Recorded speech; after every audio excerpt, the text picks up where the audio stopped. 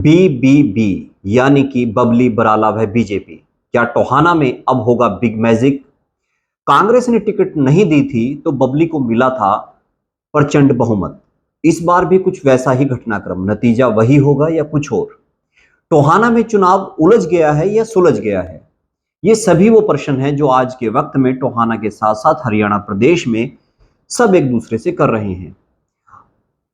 आज के इस विमर्श पर आज हम करेंगे इसी पर बातचीत कि क्या होने वाला है, लोगों के दिमाग में क्या सवाल हैं। आप इस विमर्श से अंत तक जुड़े रहें। आप देखना शुरू कर रहे हैं शब्द मंच, आपकी बात आपका मंच।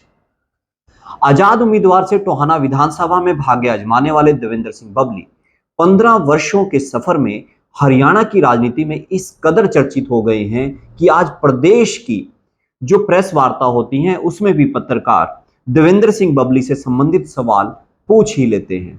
सवाल उनके भविष्य के बारे में होते हैं, सवाल पार्टियों से पूछे जाते हैं कि पार्टियां देवेंद्र सिंह बबली को लेकर क्या सोच रही हैं। कोरोना काल हो या फिर ग्रामीण विकास की बात हो तो उस वक्त प्रशंसा के लिए चैनलों में छाए रहने वाले देवेंद्र सिंह बबली सरपंच व किसान आंदोलन में आलोचना का शिकार भी रहे।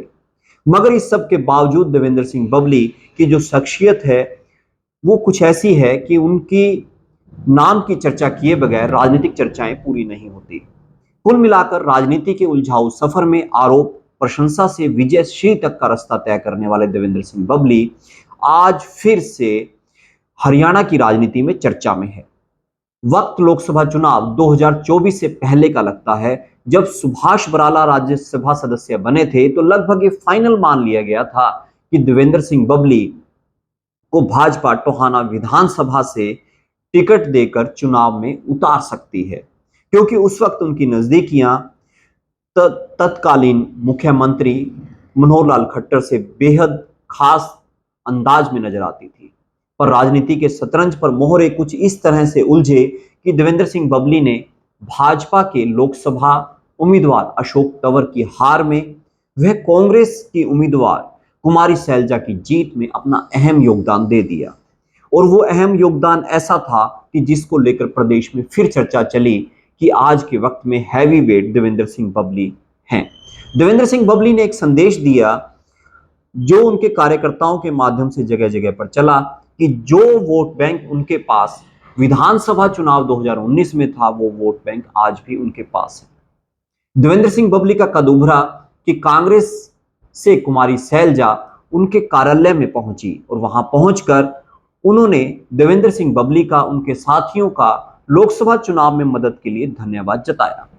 फिर से चर्चा चलने लगी कि राजनीति में देवेंद्र सिंह बबली का जो ये समय है, पुराना समय, वो फिर से लौटने वाला है। पुराना समय क्या था?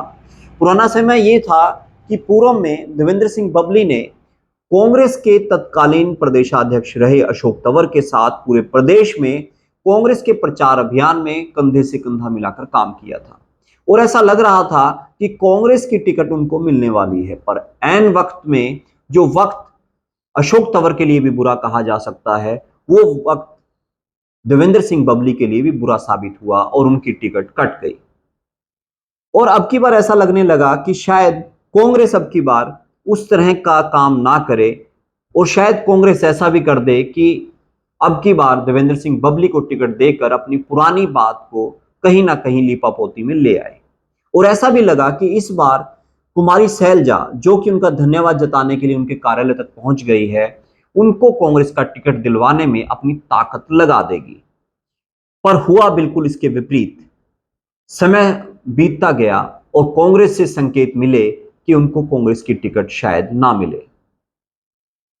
और अगर आप याद करें 2019 का विधानसभा चुनाव, तो उसमें भी तकरीबन ऐसा ही हुआ था। जब टिकट नहीं मिली तो देवेंद्र सिंह बबली के साथ में सहानुभूति जुड़ी। मौजूदा जो सरकार थी उस वक्त की, उसके खिलाफ एक एंटी कैम्पेंसी थी। देवेंद्र सिंह बबली की जो एक सेवा भावना की लहर थी लोगों के बीच में, नतीजा ये निकला कि टोहाना की जनता ने देवेंद्र सिंह बबली को 1 लाख से ऊपर का जनमत देकर हरियाणा में एक नया इतिहास रचने का काम कर दिया। इस बार वर्ष 2024 के घटनाक्रम की तरह लोगों की चर्चाओं में है, जन चर्चा में है कि वक्त अपने आप को दोहरा रहा है। पर इस बात थोड़ा सा समय के साथ कुछ समीकरण बदले हैं। इस बार के समीकरण क्या हैं? इस बार के समीकरण ये हैं कि देवेंद्र सिंह बबली भाजपा के साथ हैं, भाजपा के साथ हैं, उनके साथ हैं सुभाष बराला जो टोहाना में हैं, सुभाष बराला और देवेंद्र सिंह बबली और साथ में भाजपा। तो ये जो बी का जो समीकरण है, आमतौर पर राजनीति में इस तरह के समीकरणों की बात की जाती है। तो ये समीकरण क्या होने वाला है, इस पर भी हम लोग अपनी बातचीत करेंगे।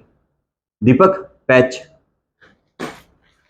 अरे अरे कुछ नहीं, असल में क्या हुआ, इसके अंदर बीच में ऐप खुल गया।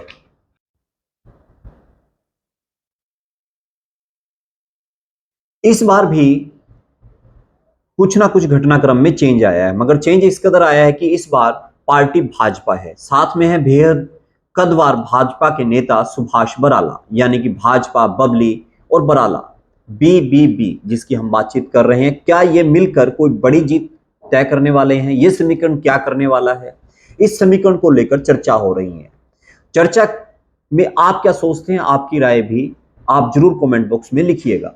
भाजपा प्रदेश में इस वक्त जिताऊ उम्मीदवार पर तमाम अंतर विरोधों के बावजूद क्या बड़ा दांव खेल रही है, या भाजपा इस वक्त ये पहचान चुकी है कि टोहाना की सीट पर देवेंद्र सिंह बबली जिताऊ उम्मीदवार हैं? इसको लेकर अब टोहाना में भी चर्चा है, इसको लेकर अब प्रदेश में भी चर्चा है। टोहाना में चुनाव के इस समीकरण से जहां एक तरफ चुनाव सुलझा हुआ नजर आता है, वहीं एक दूसरा पक्ष ये भी है जो कहता है कि चुनाव अब उलझ गया है। तमाम अंतर विरोधों के बावजूद यह चुनाव देवेंद्र सिंह बबली, सुभाष बराला जो कि टोहाना में वोट पर अपना एक प्रभाव रखते हैं, और उसके साथ पार्टी भाजपा के लिए भी टोहानाकरण महत्वपूर्ण हो चला है। आप इस पर क्या सोचते हैं कि मौजूदा चुनाव में किस तरह से सारे समीकरण बैठने वाले हैं? ये वो सवाल थे जो जनता के सवाल थे, हमने आपके बीच में रख दिए। आप इसको लेकर क्या सोचते हैं, आपकी इस पर क्या राय है, इस राय से हमें जरूर अवगत करवाएं। हम फिर मिलते हैं एक नई वीडियो के साथ, एक नए विमर्श के साथ। आप देख रहे थे शब्द मंच, आपकी बात आपका मंच।